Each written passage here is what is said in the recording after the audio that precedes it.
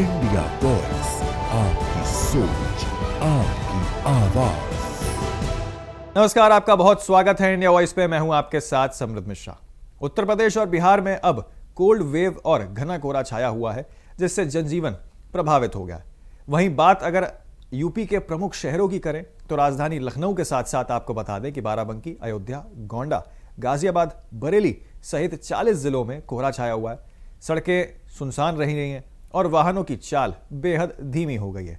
ओस और ठंडी हवाओं के कारण मौसम शिमला मसूरी जैसा महसूस होने लगा है। आपको बता दें कि बाइक चलाने वाले इन हाथों को सुन कर दे रहे हैं। ट्रेन और फ्लाइट्स में देरी हो रही है। गोरखपुर एयरपोर्ट की बात करें तो यहां 8 और लखनऊ से 14 फ्लाइट्स देरी से उड़ रही हैं, जबकि लखनऊ में 4 फ्लाइट रद्द भी कर दी गई हैं। कानपुर और अयोध्या रेलवे स्टेशनों पर कई ट्रेनें 2 से 4 घंटे की देरी से आ रही हैं। सरकार अलर्ट मोड पर है और लोगों से घरों से बेवजह ना निकलने की भी यहां पर अपील की गई है। हाईवे पर गाड़ियों की स्पीड लिमिट जो है वो घटकर 60 से 80% जो है वो रह गई है। बरेली, कानपुर शहर और आपको बता दें कि देहात के कई सारे इलाके और इसी के साथ आगरा, कासगंज, औरैया, संभल और जानपुर में 20 दिसंबर तक स्कूल बंद कर दिए गए हैं। लखनऊ समेत 10 जिलों में स्कूल टाइमिंग भी बदल दी गई है। आपको बता दें गुरुवार को बुलंदशहर में 7 डिग्री सेल्सियस और लखीमपुर खीरी में 8 डिग्री सेल्सियस के साथ यहां पर सबसे ठंडा दिन जो है वो दर्ज किया गया था। मौसम विभाग ने अगले 3 दिनों तक प्रदेश में भयंकर ठंड और घना कोहरा रहने का अलर्ट भी जारी किया है। तो आपको दिखा रहे हैं किस तरीके से यहां पर जो है धुंध की चादर देखने को मिल रही है। आपको मथुरा का आलम दिखा रहे हैं, जम्मू कश्मीर का भी आलम दिखा रहे हैं और साथ ही आपको दिखा रहे हैं किस तरीके से देश की राजधानी दिल्ली में भी इसका असर देखने को मिल रहा है। लेकिन यहां पर आपको बता दें कि आए दिनों जिस तरीके से प्रदेश में भयंकर ठंड और घना कोहरा है, उसकी वजह से अब मौसम विभाग ने यहाँ पर अलर्ट भी जारी कर दिया गया। लोग जो हैं काम पे जा रहे हैं, मजबूर हैं, लेकिन इसी के साथ आपको बता दें कि यहाँ पर जो है ठंड का प्रकोप इस तरीके से है कि यहाँ पर लोगों को आग जलाकर उसे कम करना पड़ रहा है। विजिबिलिटी की बात की जाए तो कुछ जगह 0 तक पहुंच चुकी है और इसके खासा आसार भी दिखते हुए फिलहाल नजर आ रहे हैं। हमारे संवाददाताओं ने आपके लिए एक विशेष कार्यक्रम तैयार किया, जहां पर जगह जगह से आखिरकार किस तरीके के नज़ारे हैं और किस तरीके का मंजर वहां पर यूपी के तमाम शहरों में है और बिहार के तमाम शहरों में है, आपको दिखाते हैं।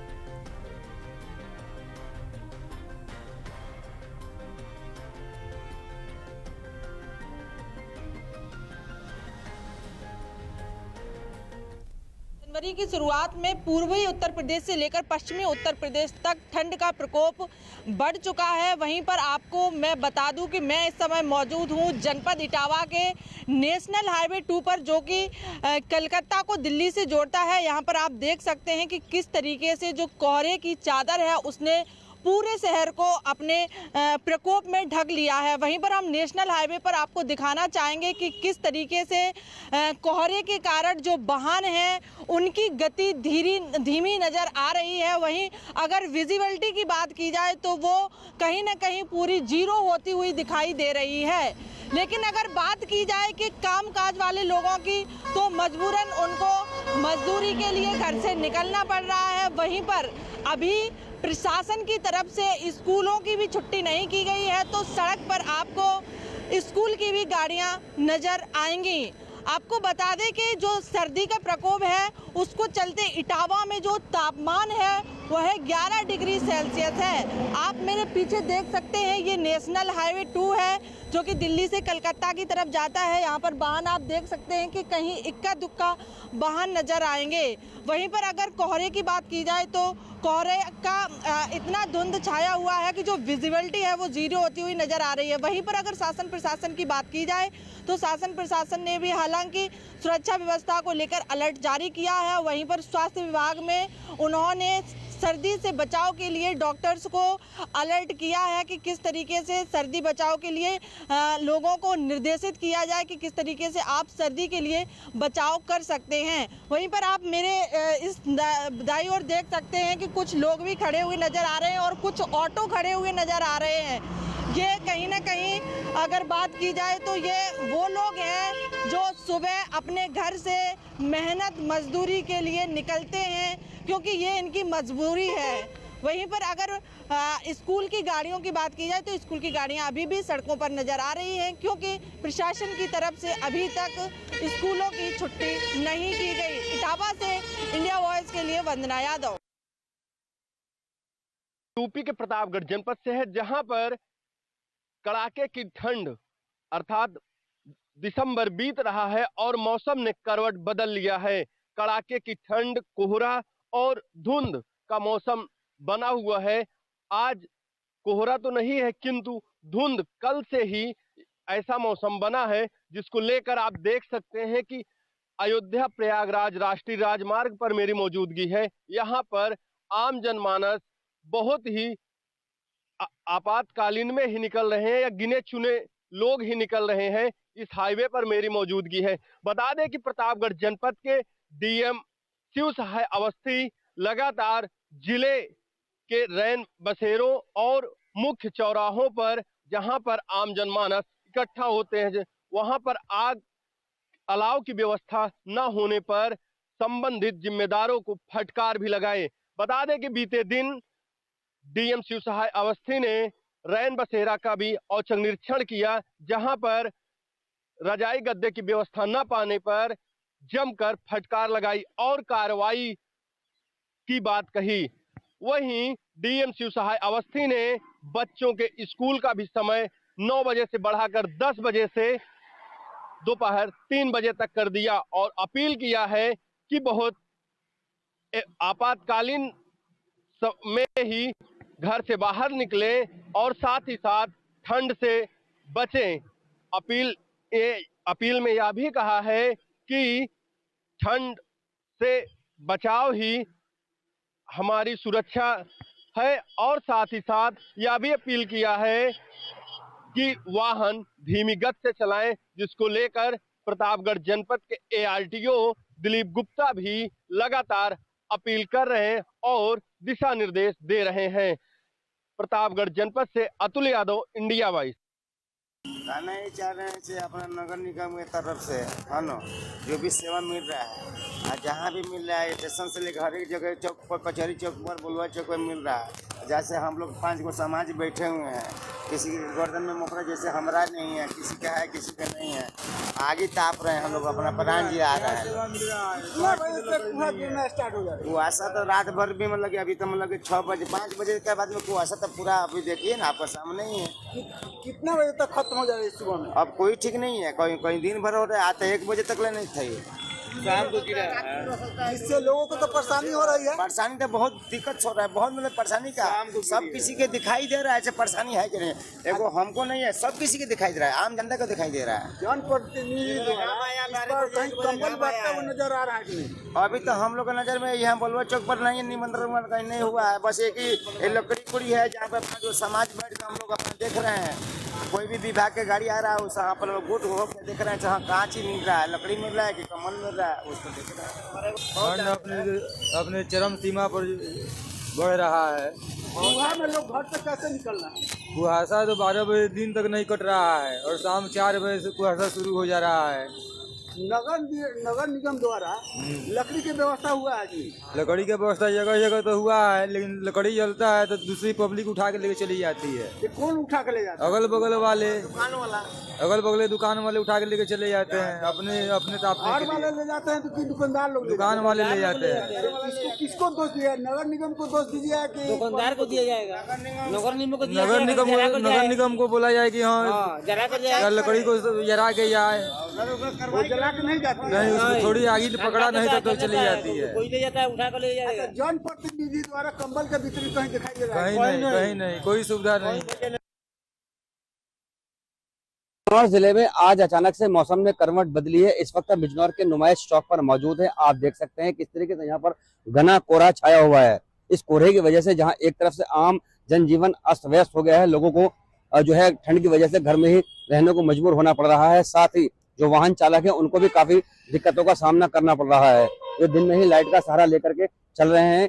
इसके अलावा अगर विजिबिलिटी की बात की जाए तो बिजनौर शहर के जो मुख्य चौराहे हैं, जो मुख्य मार्ग हैं, उसमें विजिबिलिटी 50 मीटर से भी कम दर्ज की गई है। साथ ही हाईवे की अगर बात की जाए तो हाईवे पर विजिबिलिटी मात्र 20 मीटर तक रह गई है।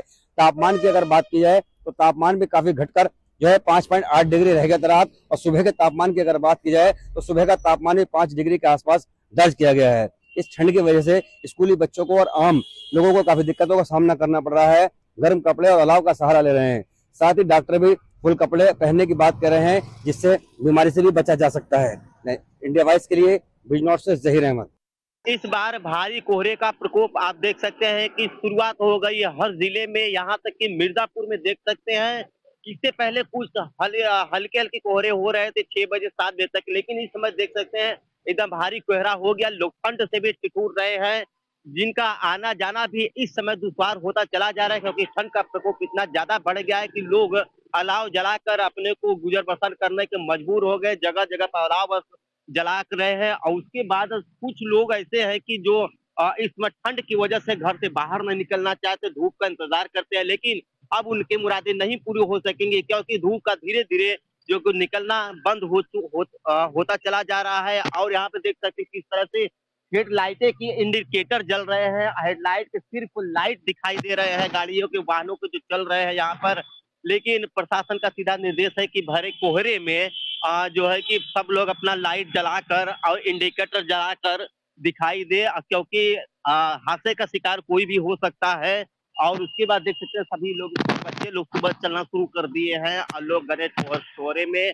और यहाँ पर देखते हैं हमारे पीछे सहयोगी कहेंगे, यहाँ पर दिखाए कि देखिए किस तरह से लोग गाड़ी को लेके जा रहे हैं। क्या सारे कोहरा है, ऐसा लग रहा है कि हम बिल्कुल दिन में नहीं रात में है। अब यहाँ देखिए भैया अपनी ड्यूटी पर ही सुबह निकल चुके हैं, क्योंकि पेट का सवाल होता है, ये ठंड न कोहरे का इंतजार नहीं करता है, अपनी ड्यूटी के लिए निकलते हैं। इनसे पूछते हैं कि घना कोहरा है और इसके पहले जो क्या मौसम का हाल था, कैसे निकलते थे। जी भैया क्या नाम है आपका? मेरा नाम राजू विश्वकर्मा है। तो सुबह आप इसी समय निकलते हैं कि पहली बार निकले कोहरा?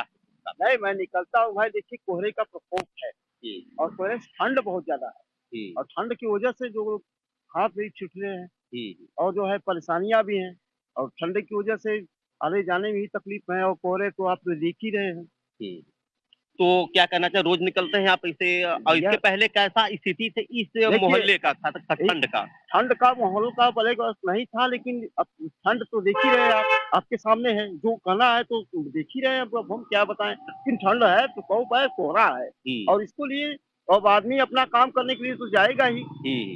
बिल्कुल ठीक है, परेशानी तो है ही है। ठीक है। अब देखिए यहाँ पे कोहरा चलते दुकान भी है, दुकान पे लोग कोहरा जो हो जाता है तो लोग क्या है कि घर से बाहर निकलते हैं, कुछ वॉकिंग करने के लिए निकलते हैं, तो सीधे रुकते हैं चाय की दुकान पर, चाय पीते हैं। और यहाँ पर अब इनसे भैया तो पूछेंगी कि जिनकी दुकान है, जब धूप होती थी कितने बजे खोलते थे, लेकिन कोहरे का प्रकोप ज्यादा ठंड हो गया है तो कितने बजे दुकान खोलते हैं? मैं पूछता हूँ, दुकानदार यहाँ बैठे हुए। भैया आज कोहरा बहुत भारी में हो चुका है, तो इससे पहले जब धूप होती कितने बजे दुकान खुलती थी? हमारा दुकान 4 बजे खुलता है। 4 बजे। तो इस समय कोहरा भी बहुत ठंड हो गया, तो क्या वही 4 बजे ही खुलता है? तो ग्राहक की स्थिति क्या है कि जब कोई आता नहीं है, कोई आता नहीं है 4 बजे, चाय पीने आता नहीं है, तो इसमें ठंड की वजह से आप नहीं आ पा रहा है कि? ठंड की वजह से कोई दिखाई नहीं देता है।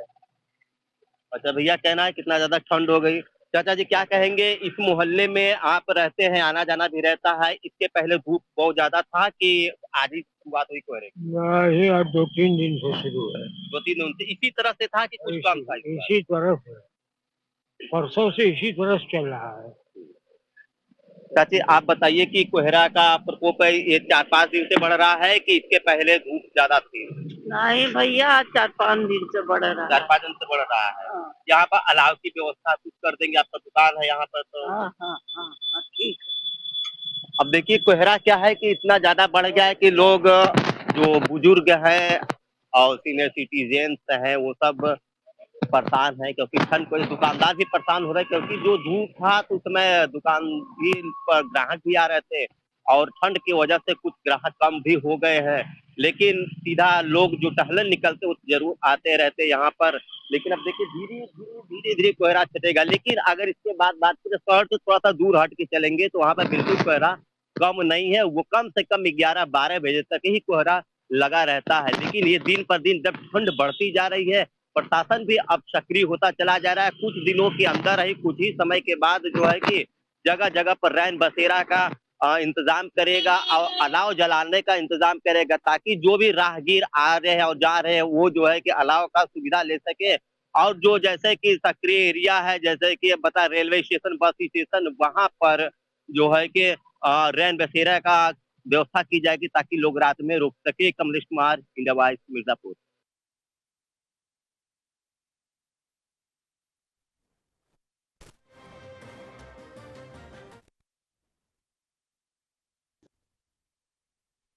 देखिए, ठंड जो है वो बढ़ गई है और टेम्परेचर सब काफ़ी डाउन जा रहे हैं। लगातार कोहरा भी बना हुआ है, तो इसके दृष्टिगत नगर निगम के द्वारा पूरे शहर में 26 रैन बसेरे जो है चालित किए गए हैं, जिसमें 500 से ज़्यादा लोगों के रुकने की व्यवस्था की गई है। आज हम और नगर आयुक्त महोदय दोनों लोग साथ में ही यहाँ पे रैन बसेरे के निरीक्षण के लिए आए थे। यहाँ की सुविधाओं को देखा जा रहा है कि सब प्रकार से उचित सुविधाएं लोगों को मिल रही है कि नहीं मिल रही है। जो लोग यहाँ रुके हुए हैं उनसे भी बात की जा रही है। तो यहाँ बहुत अच्छी सुविधाएं हैं। यहाँ पे साफ सुथरे कमरे और शौचालय, गीजर की व्यवस्था, टीवी की व्यवस्था, सभी प्रकार की व्यवस्था यहाँ पे पाई गई है। हम लोग प्रयास यही कर रहे हैं कि यहाँ पे किसी को भी किसी प्रकार की कोई समस्या ना आए। हम इसमें ये शेल्टर होम है, आश्रय गृह बनाया गया है लोगों के लिए। यहाँ भी हम मौजूद हैं और यहाँ हम दिखाएंगे कि किस तरह की व्यवस्थाएं हैं, क्योंकि सिकरौल ये इलाका है, बनारस का सिकरौल इलाका है और यहाँ पे जो व्यवस्थाएं हैं वो चाक चौबंद है।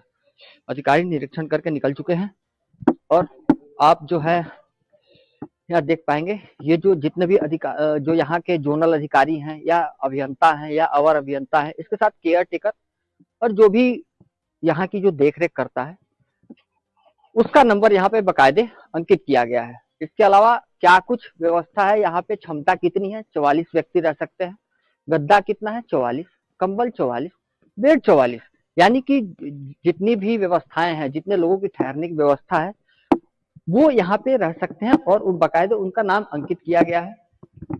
ये सामने है तस्वीर, आप यहाँ आएंगे, ये महिला का रूम है। उसके बाद जब आप ये परिवार, अगर आप परिवार के साथ आते हैं, यहाँ परिवार के रहने की भी व्यवस्था है। इमरजेंसी में कोई दवा की जरूरत पड़ती है, यहाँ फर्स्ट एड बॉक्स भी रखा गया है। इसके अलावा जो भी व्यक्ति आते हैं उनका नाम और नंबर यहाँ पे दर्ज किया जाता है और किस काम से आए हैं उसको लेकर के दर्ज किया जाता है। क्योंकि हम शुरुआती इस शेल्टर होम में आए हुए हैं, सामने प्रसाधन कक्ष है, यहाँ पुरुष के लिए व्यवस्थाएं है, महिलाओं के लिए व्यवस्थाएं हैं और व्यवस्थाएं ही नहीं है, शायद आप 5 स्टार होटल में आएंगे उस तरह की व्यवस्थाएं की गई है। पुरुषों के लिए कक्ष बनाया गया है, क्योंकि हाईटेक व्यवस्था करने की बात हुई थी, वाईफाई और टीवी से लैस इस कमरे को करने की बात हुई थी। तो हम जहाँ इसमें मौजूद हैं, फिलहाल करीब 7 लोग यहाँ पे ठहरे हुए हैं। आप गद्दे देखेंगे, एकदम साफ गद्दे हैं, कंबल तकिए की मुकम्मल जो है व्यवस्था की गई है।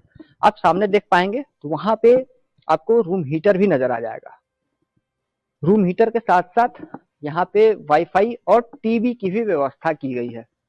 क्योंकि हाईटेक व्यवस्था करने की बात हुई थी, जो 26 शेल्टर होम है वो नगर निगम की तरफ से बनाए गए हैं और 26 शेल्टर होम में जो व्यवस्थाएं हैं वो मुकम्मल की गई हैं। आप सामने देखिए, अगर आप कहीं बाहर से आ रहे हैं तो आपके लिए यहाँ टीवी की भी व्यवस्था है। सामने हमारे साथ एक जो यहाँ पे रुके हुए हैं, हम उनसे बातचीत करने की कोशिश करेंगे। सर, बनारस से हैं आप कि कहीं बाहर से हैं? जौनपुर से जी। जौनपुर में कहाँ से? मणिया हूँ। तो यहाँ बनारस में कैसे आप शेल्टर होम में आए हुए हैं? ऐसा काम कर रहे थे तो यहाँ पे बोर्ड लिखा है, रोड पे बोर्ड लगाया गया है रैन बसेरा, तो वही पढ़ के हम पूछते हुए आए यहाँ पे। यहाँ पे सुविधाएं बढ़िया है, रहने के लिए गर्मी एकदम कोई दिक्कत नहीं है। हीटर वगैरह की व्यवस्था की गई? हाँ, सब व्यवस्थाएं की गई हैं। हाँ, नहाने के लिए भी गर्म पानी। खाने वगैरह की कैसी व्यवस्था? खाने के लिए हम होटल में खा के आए हैं। हाँ। तो पानी वगैरह में क्या गीजर लगा है क्या? हाँ, गीजर लगा है। बिल्कुल, ये हमारे साथ जो यहाँ शेल्टर होम में रुके हुए हैं ये बता रहे हैं कि इस शेल्टर होम में गीजर की भी व्यवस्था की गई है। तो कुल मिला के देखा जाए तो जो जिस तरह से नगर निगम ने कहा था कि जो शेल्टर होम्स हैं, जो आम लोग हैं, उनको रहने की जो व्यवस्था की जाएगी इस बार के शेल्टर होम में बिल्कुल हाईटेक तरीके से की जाएगी। इसके अलावा आप देखिए, ये फायर एग्जीक्यूशन भी लगा हुआ है। अगर आग लगने की स्थिति आती है तो इससे आग भी बुझाई जा सकती है। और इस तरह की व्यवस्था एकदम आप कहें कि आप कहीं 5 स्टार होटल में रुके हुए हैं, उस तरह की व्यवस्थाएं यहाँ पे की गई है। समथिंग कुछ किताबें भी रखी हुई है, हालांकि मुझे नहीं पता है ये किताबें पढ़ने के लिए है या नहीं, हालांकि मुझे लगता है ये लॉक है फिलहाल में। और इसके अलावा जो आप ये देखेंगे, ये आरओ, ये पानी की व्यवस्था की गई है, ये आरओ की व्यवस्था की गई है। तो आप एक तरह से ये समझिए कि आप बनारस के शेल्टर होम में रुक रहे हैं या 5 स्टार होटल में।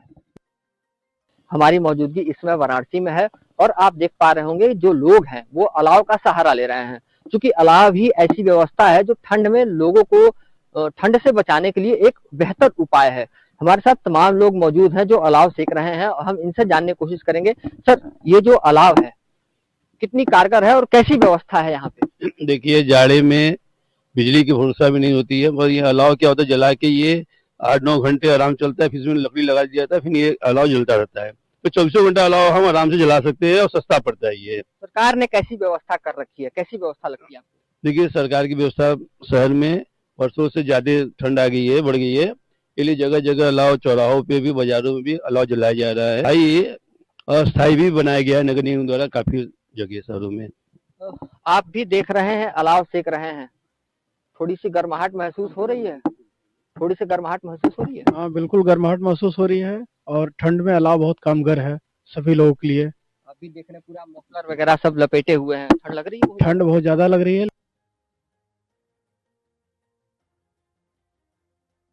पहाड़ों पर लगातार हो रही बर्फबारी और शीतलहर के कारण बदायूं जनपद भी शीतलहर की चपेट में है।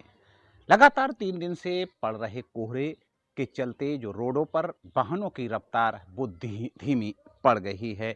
हालांकि ठंड बढ़ने के चलते बदायूं की सड़कों पर भी लोग नजर नहीं आ रहे हैं। वहीं नगर पंचायत और नगर पालिकाओं की बात की जाए तो प्रशासन ने निर्देश दिए हैं कि जगह जगह अलाव की व्यवस्था की जाए और रैन बसेरों में लोगों को ठहरने के लिए व्यवस्था की जाए। वहीं जिला अधिकारी अगर बदायूं अवनीश राय ने निर्देशित किया है कि जो गौशालाएं बनी हैं, चाहे वो स्थायी गौशालाएं हैं या अस्थायी गौशालाएं हैं, उनमें गौवंशों को सुरक्षित रखने की व्यवस्था की जाए, गौशालाओं को ढकने के लिए पर्याप्त व्यवस्था की जाए। लगातार 3 दिन से जो कोहरा बढ़ा है, इसके चलते आम जनजीवन पर भी असर पड़ता दिखाई दे रहा है। वहीं अगर पारे की बात की जाए तो जिस तरह से लगातार ठंड बढ़ रही है, सर्द हवाएं चल रही हैं, इसके चलते तापमान भी न्यूनतम डिग्री पर आ गया है। वहीं प्रशासन ने सख्त निर्देश दिए हैं कि जो स्कूलों का भी समय है उसे बढ़ाया जाए और ठंड से बचाव किया जाए। इंडिया वॉइस के लिए बदायूं से। झांसी में इस समय कड़ाके की ठंड पड़ रही है। कोहरे के साथ साथ जो सर्द हवाएं चल रही हैं, जिसके चलते मौसम में काफी गिरावट आई है। बताते चले कि कल झांसी का न्यूनतम तापमान 10 दर्ज किया गया था, वहीं अधिकतम तापमान 26 पाया गया था। आपको बताते चले कि बढ़ती ठंड को लेकर डीएम मृदुल चौधरी द्वारा कड़े सख्त निर्देश दिए गए हैं। उन्होंने शासन और प्रशासन को निर्देश दिए हैं कि कोई भी व्यक्ति खुले में सोता नजर ना आए, अगर आता है तो तुरंत ही उसको किसी नजदीकी रेन बसेरे या शेल्टर हाउस तक पहुंचाएं। वहीं गौशालाओं को लेकर भी उन्होंने आदेश पारित किया है कि जितने भी गौशालाएं हैं उनको सभी को कवर किया जाए, ताकि गौवंशों को ठंड सर्द हवाएं ना लगे। वहीं बताते चले कि तमाम चौराहों पर नगर निगम द्वारा अलाव की व्यवस्था की जा रही है, ताकि रात्रि में सफर करने वाले लोग जो है या ऑटो चालक है वो ठंड से बच सकें। वहीं स्कूलों पर लगातार निगरानी रखी जा रही है। मौसम को ठंडा देखते हुए स्कूल की टाइमिंग को बढ़ाया जा रहा है। वहीं देखा जाए तो जो ट्रेनें हैं वो भी काफ़ी कोहरे के चलते लेट पहुंच रही हैं, जिनसे यात्रियों को भी काफ़ी दिक्कत और परेशानी का सामना करना पड़ रहा है। झांसी से इंडिया वॉइस के लिए शेख गुल मोहम्मद। तो पूरे देश में आप देखें किस तरीके से ठंड का टॉर्चर कहें एक तरीके से देखने को मिल रहा है, जहां पर ठंड इतनी बढ़ती जा रही है कि लोगों को अपने जनजीवन पे इसका असर खासा तौर पर दिखते हुए नजर आ रहा है। बात अगर यूपी की जाए तो कई सारे जिले ऐसे भी हैं जहां पर मौसम विभाग ने रेड, ऑरेंज और येलो अलर्ट यहां पर जारी कर दिया। फिलहाल के लिए मेरे साथ इस कार्यक्रम में इतना ही, लेकिन बाकी तमाम अपडेट्स और खबरों के लिए आप बने रहें सिर्फ इंडिया वॉइस के साथ।